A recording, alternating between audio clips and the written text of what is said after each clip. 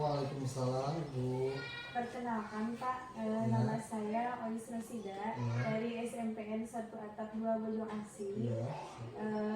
Mohon maaf Bapak, sebelumnya saya pernah nelfon Bapaknya waktu itu saya izin sama Bapak mau diwawancara sama Bapak terkait dengan tugas demonstrasi kontekstual yang modul 3.1 yaitu tentang pengambilan keputusan berbasis nilai-nilai kebajikan sebagai pimpinan atau kepala sekolah.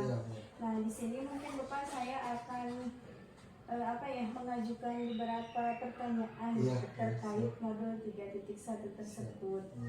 Langsung aja ya Pak. Ya boleh Ibu. Ya, boleh silakan. Yang pertama, selama ini bagaimana Bapak dapat mengidentifikasi kasus-kasus yang merupakan dilema etika atau rujukan moral Pak? Oh iya Ibu, terima kasih Bu ya. Terima kasih Bu. Terkait identifikasi kasus yang masuk ke dalam rujukan moral ataupun dilema etika, memang butuh satu cara khusus ya, karena memang harus jeli. Artinya saya pribadi ketika mengambil sebuah keputusan dikaji sangat cermat, kemudian berusaha untuk mendengarkan itu. Saya berusaha mendengarkan ketika ada permasalahan sebagainya, saya berusaha untuk mendengarkan, mencari tahu kenapa bisa seperti ini, alasannya apa, lalu saya juga berusaha untuk memprediksi ke depan seperti apa. Jadi intinya untuk ini masuk kategori dilema etika atau rujukan moral itu membutuhkan analisa yang sangat tinggi, karena kalau menurut saya pribadi ya sangat tipis-tipis ini. Bisa saja yang nanti yang sekarang misalkan dilema etika ujung-ujungnya nanti bisa ke rujukan moral, bisa aja kan seperti itu, karena akan ada konflik of interest, ada kepentingan masing-masing orang. Jadi intinya Bapak mendengarkan nggak lalu mencari tahu ya Pak? Iya, mendengarkan dulu setelah pertama.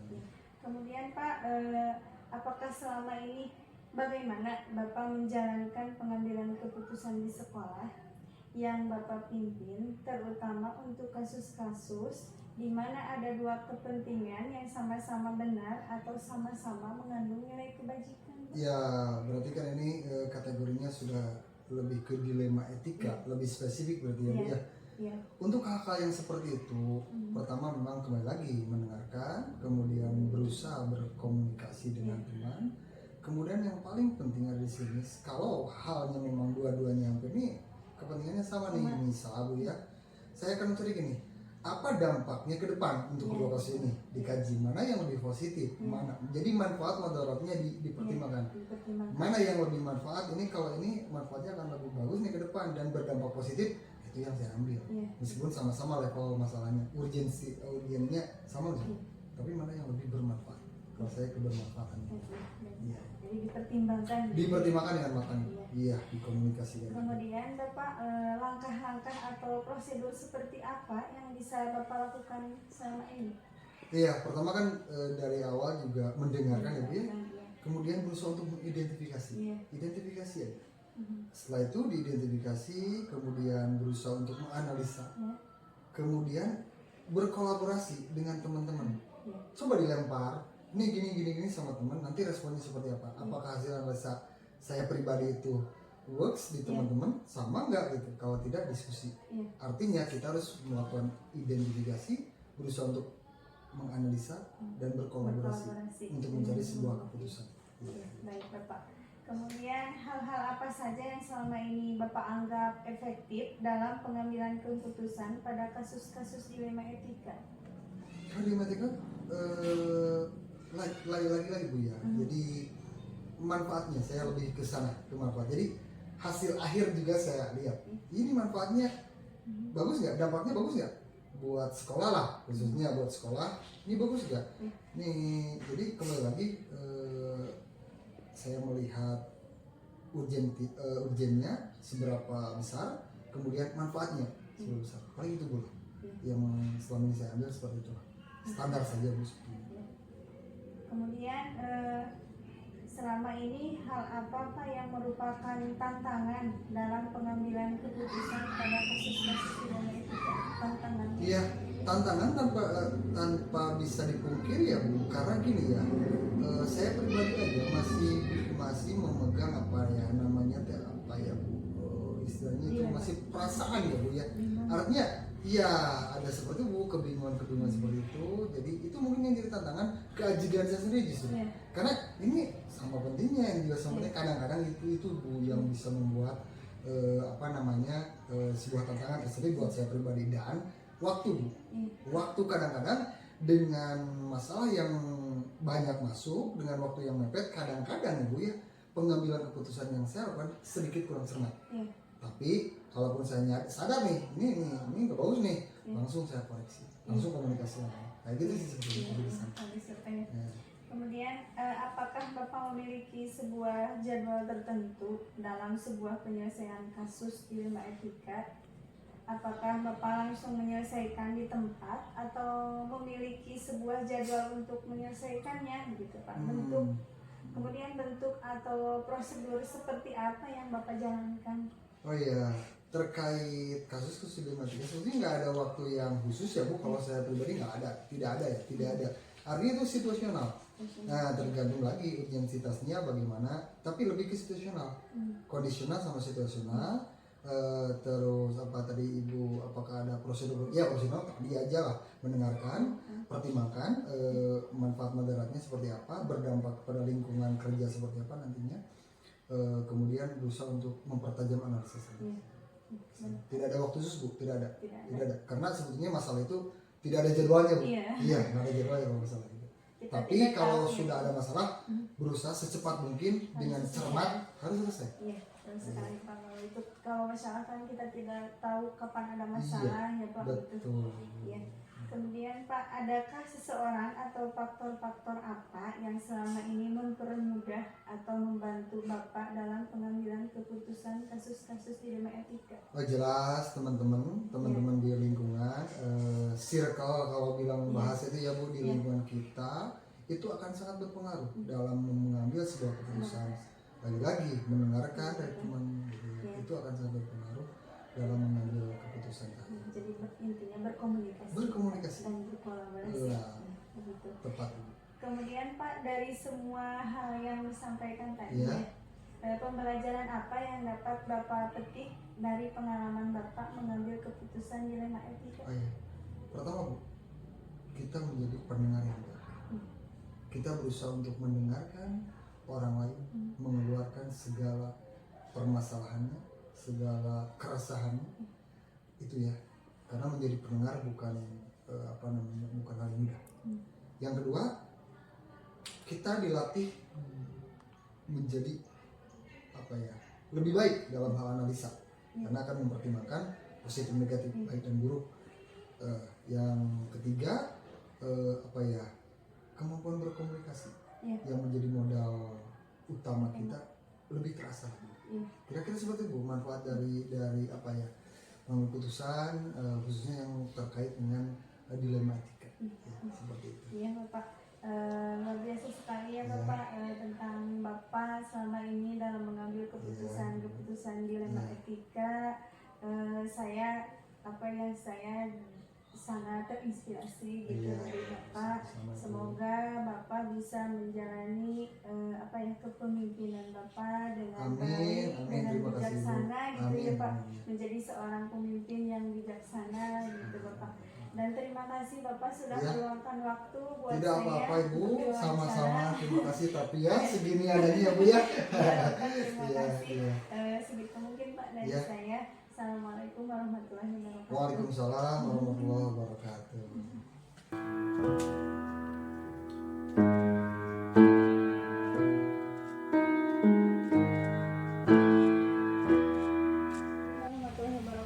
Waalaikumsalam warahmatullahi wabarakatuh. CGP Angkatan 9 dari Kabupaten Tasikmalaya, dan unit kerja saya yaitu di SMPN 1 Atap 2 Bojong Asih. Mohon maaf Bapak, sebelumnya saya mengganggu waktunya Bapak. Seperti yang kemarin saya nelpon Bapak ya, saya minta waktu Bapak untuk diwawancarai oleh saya terkait dengan tugas modul 3.1, yaitu tentang pengambilan keputusan berbasis nilai-nilai kebajikan sebagai pemimpin atau kepala sekolah, gitu Pak. Siap. Langsung saja ya Pak. Siap, silakan Bu. Mungkin pertanyaannya, selama ini bagaimana Bapak dapat mengidentifikasi kasus-kasus yang merupakan dilema etika atau rujukan moral? Terima kasih Bu. Memang ketika saya diawali dari keterlibatan saya di guru penggerak ya Bu, untuk angkatan 2, hal ini juga telah saya lalui gitu ya. Kemudian di tahun 2022 saya ditugaskan mendapatkan tugas baru sebagai kepala sekolah. Sebenarnya pada waktu itu materi ini sebenarnya menurut saya untuk apa gitu ya Bu, untuk apa gitu. Tapi ketika saya sudah berada di posisi kepala sekolah, memang masalah-masalah itu ada gitu, masalah-masalah itu ada. Dan kemudian dengan secara tidak sadar naluriah saya juga berusaha untuk mengidentifikasi tentang kasus-kasus yang merupakan dilema etika dan rujukan moral. Memang di lapangan itu banyak sekali kasus-kasus ataupun temuan-temuan yang terjadi di lapangan, baik yang berhubungan dengan guru ataupun berhubungan dengan siswa ataupun yang berhubungan dengan lingkungan sekolah, yang ternyata ini tidak melanggar aturan loh, gitu.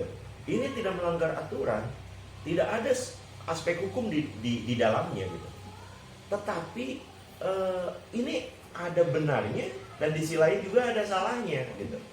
Nah, mungkin itu yang kadang-kadang juga gini. Di sisi lain ada sebuah kasus yang dirasa oleh sepihak ini benar dan dirasa oleh sepihak yang lain juga memang benar gitu. Nah, disinilah mungkin saya harus mengidentifikasi permasalahan-permasalahan itu, kemudian kami petakan biasanya. Kami petakan permasalahan-permasalahannya dulu, dan kemudian saya selaku kepala sekolah juga mencoba untuk mencari alternatif solusi yang sehingga sesuai dengan kasus yang ada seperti itu, baik dilema etika ataupun rujukan moral. Baik, Pak. Jadi intinya Bapak mengidentifikasi seperti itu. Siap. Kemudian Pak, selama ini bagaimana Bapak menjalankan pengambilan keputusan di sekolah yang Bapak pimpin, terutama untuk kasus-kasus ya di mana ada dua kepentingan yang sama-sama benar atau sama-sama mengandung nilai kebajikan? Betul. Memang saya yang dirasakan oleh saya itu kasus-kasus ini biasanya berhubungan dengan guru gitu. Dimana misalkan gini, guru tersebut itu diwajibkan datang ke sekolah, tapi di lain sisi dia juga misalkan ada guru yang kebetulan dia seorang ibu misalnya, kemudian anaknya sakit,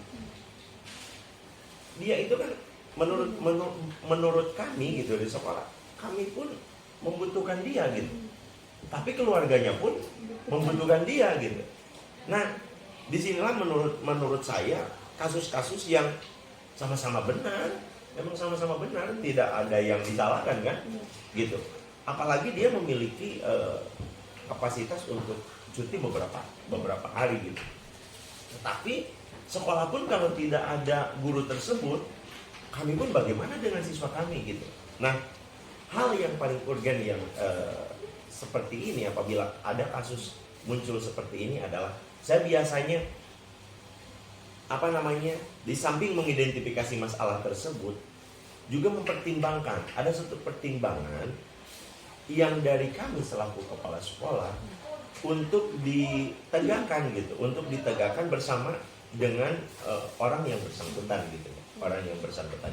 Jadi kami tidak langsung memberikan solusi, tetapi harus dicarikan bersama-sama solusinya, agar bukan saja kami selaku kepala sekolah dari pihak sekolah yang membuat solusi tersebut, tapi dicarikan yang terbaiknya bersama dengan orang atau guru tersebut yang memiliki kasus tersebut gitu. Itu mungkin. Ya, Pak. Kemudian Pak, langkah-langkah atau prosedur seperti apa yang Bapak lakukan selama ini? Ya. Karena yang paling utama dalam setiap hal menurut saya ya, adalah terjalinnya komunikasi, interaksi yang baik gitu ya. Maka saya tidak menempatkan sebagai seseorang yang pengambil keputusan gitu. Meskipun pada dasarnya kami selaku kepala sekolah juga memiliki hak untuk mengambil keputusan. Kenapa demikian? Karena meskipun keputusan itu baik, tidak bisa diterima baik oleh yang dikasih keputusannya gitu. Maka solusi yang biasanya saya lakukan adalah saya mencoba gitu ya, memanggil guru yang biasanya memiliki kasus atau memiliki permasalahan. Biasanya saya panggil, tetapi tidak hanya guru yang bersangkutan saja, tetapi rekan sejawatnya juga dipanggil. Kenapa demikian? Karena gini, terkadang kalau misalkan guru A dia memiliki permasalahan, maka guru B itu akan menjustis dengan guru C, guru D, guru yang lainnya gitu ya, menjustis kepada guru yang tersebut bahwa guru tersebut itu salah atau melanggar aturan atau seperti apa gitu.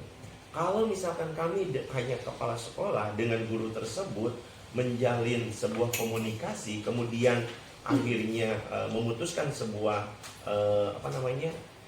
sebuah permasalahan gitu ya, dicarikan solusinya hanya dari kami berdua, maka nanti akan memunculkan permasalahan baru. Bisa jadi guru yang si C, guru yang si D mengatakan bahwa pilih kasih lah bapak kepalanya.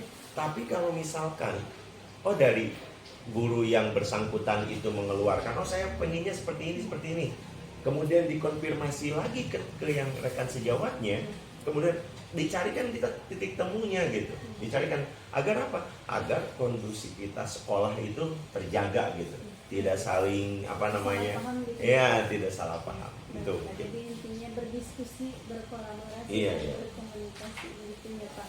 Hebat sekali. Kemudian Pak, hal-hal apa saja yang selama ini Bapak anggap efektif dalam pengambilan keputusan pada kasus-kasus dilema etika? Iya.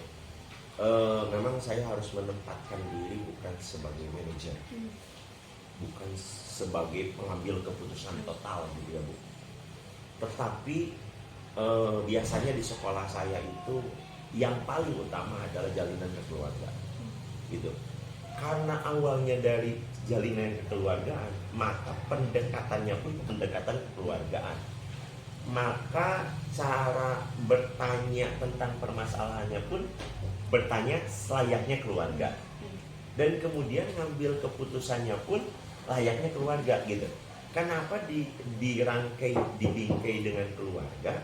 Karena gini, yang namanya keluarga gitu ya, kalau satu sama lainnya sudah menjalin sebuah keluarga gitu, sakeheul-keheulna adi kalancik loh gitu ya, kata Sundanya gitu, kata Sundanya sakeheul-keheulnya indung ke anak gitu. Nah seperti itu. Jadi nanti dia akan menanggalkan sifat emosional kepentingan pribadinya, dia akan menanggalkan sisi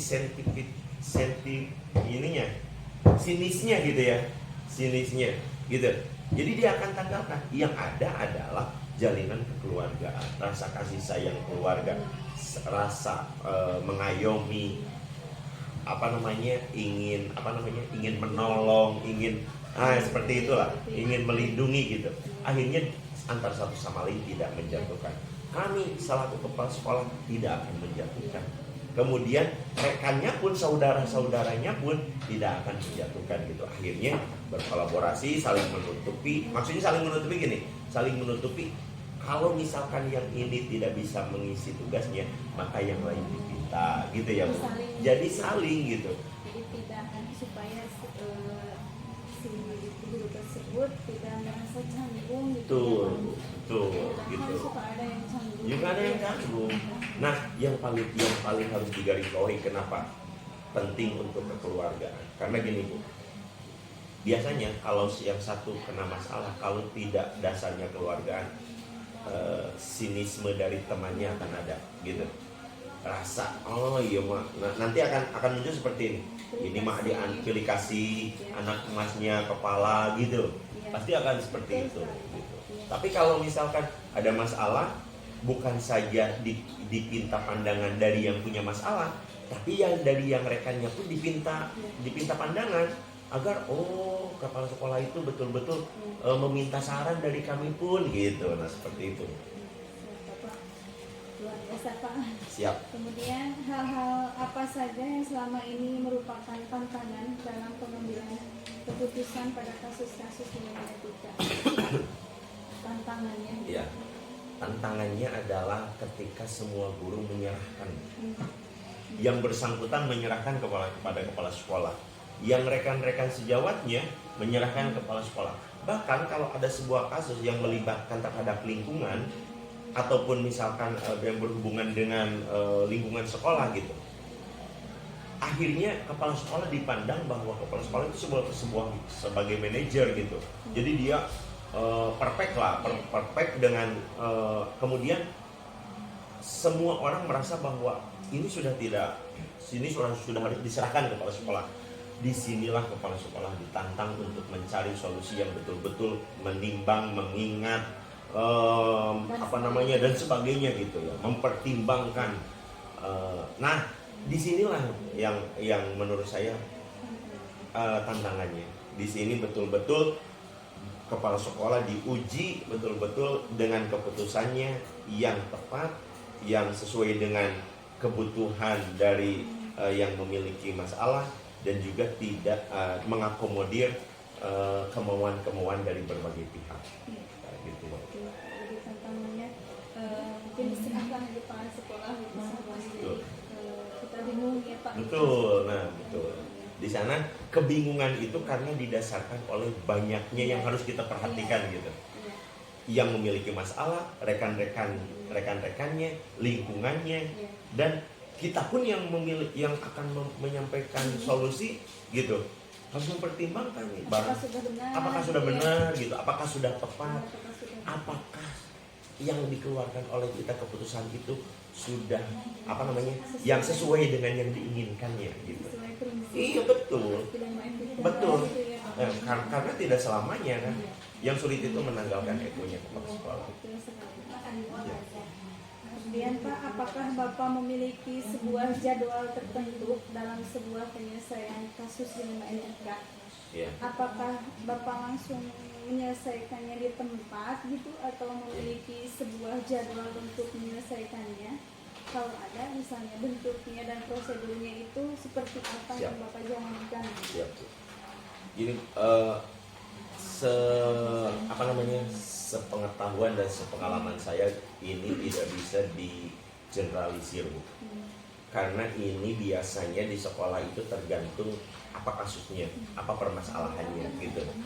Kalau sekiranya permasalahan yang tidak banyak melibatkan gitu ya, tidak banyak melibatkan, hanya bersifat individualistik, maka biasanya itu tidak terjadwal pun dan dengan seketika pun langsung gitu, biasanya situasional. Tetapi kalau misalkan ada permasalahan yang melibatkan banyak gitu ya, yang melibatkan banyak, misalkan masalah ini itu melibatkan rekan sejawatnya, melibatkan lingkungannya, ada juga yang pelibatan komitenya, bahkan di luar daripada sekolah ya, lingkungan sekolahnya. Nah ini membutuhkan penjadwalan yang lebih lanjut gitu. Kenapa demikian? Karena saya harus berkomunikasi dengan berbagai macam stakeholder yang ada gitu. Nah tidak bisa digeneralisir bahwa setiap kasus bisa diselesaikan langsung atau tergantung kasusnya gitu, tergantung kasusnya. Kemudian Pak, adakah seseorang atau faktor-faktor apa yang selama ini mempermudah atau membantu Bapak dalam pengambilan keputusan kasus-kasus dilema etika? Ya, rekan sejawat. Ya. Rekan sejawat. Kenapa saya katakan rekan sejawat? Karena gini, si A memiliki kasus itu terkadang itu solusinya ditemukan oleh rekan B atau rekan C gitu. Karena kita itu meskipun sebagai manajer tidak langsung mengambil keputusan, tapi harus mengakomodir dulu gitu. Dan enaknya kalau cara penyelesaiannya berbasis keluarga cara penyelesaiannya ya semua diajak. Ini kita keluarga nih, dia akan saling melindungi, dia akan memunculkan solusi gitu. Menurut saya ini nih Pak, barangkali. Dan dia pun terkadang ada satu temannya yang mau berkorban untuk agar solusi itu muncul gitu. Karena inilah yang penting bagi saya gitu. Karena saya dikelilingi oleh rekan-rekan sejawat saya yang menjalin keluargaan yang baik gitu. Jadi sudah ada timbul rasa sayang. Iya betul. Ingin melindungi satu sama lain. Saling menutupi dan bukan saling menutupi kesalahan ya. Saling mencari solusi atas permasalahan yang ada gitu. Nah kemudian Pak, satu lagi pertanyaan terakhir. Dari semua hal yang disampaikan Pak, pembelajaran apa yang dapat Bapak petik dari pengalaman Bapak mengambil keputusan dilema etika? Siap Bu. Memang ketika nanti kita terjun di lapangan gitu ya Bu, di sekolah atau di mana, atau mungkin Ibu juga dari kemarin juga sebenarnya banyak menemukan permasalahan ini. Apa titik poin yang selalu saya gaungkan adalah jalinlah kekeluargaan di sekolah, jalinlah kekeluargaan antar sesama guru gitu ya, jalinlah kekeluargaan dengan komite sekolah, jalinlah kekeluargaan dengan perwakilan orang tua murid. Kenapa demikian? Karena itu akan menjadi kekayaan berharga gitu bagi kita gitu. Karena gini, kalau dasarnya kita tidak dekat, kalau dasarnya kita sudah tidak merasa bukan keluarga, benar pun bisa jadi salah. Tetapi kalau kita beranjaknya dari sebuah keluarga, maka yang salah pun terkadang tidak dirasa bahwa salah, tetapi mereka akan mencari solusi bersama-sama gitu. Jadi titik poinnya adalah sekolah jadikan keluarga kedua bagi kita gitu. Karena baik itu dilema etika ataupun bujukan atau rayuan lah namanya itu, kalau dasarnya di keluarga itu insya Allah akan ditemukan solusi yang paling baik gitu di sekolah kita. Mudah-mudahan suatu saat Ibu saya doakan menjadi pemimpin, dan ketika Ibu ada di posisi pemimpin, jadikan lingkungan yang Ibu pimpin menjadi keluarga lah ya, keluarga. Ini Bapak, luar biasa sekali ya pengalaman Bapak dalam pengambilan keputusan itu berbasis nilai-nilai kebajikan. Apalagi Bapak mungkin mengambil konsepnya sistem kekeluargaan itu. Jadi setiap permasalahan itu harus diselesaikan secara kekeluargaan, kemudian menganggap rekan sejawat itu sebagai sebuah keluarga. Itu luar biasa sekali Pak. Bahkan guru-guru pun atau rekan sejawat pun tidak akan canggung gitu, tidak akan canggung ketika mereka mengeluarkan unek-unek yang ada di dalam hati mereka itu akan mengalir sendirinya gitu Pak. Malah mungkin bisa jadi guru-guru sendiri atau rekan sejawat sendiri yang akan menemukan solusinya gitu ya Pak. Seperti yang segitiga resiko ini ya Pak. Ya Bapak, terima kasih Bapak atas waktunya. Semoga Bapak selalu diberi kesehatan dan semoga Bapak menjadi pemimpin yang bijaksana. Amin. Bapak segitu ya. Terima kasih Bapak. Assalamualaikum warahmatullahi wabarakatuh. Waalaikumsalam warahmatullahi wabarakatuh.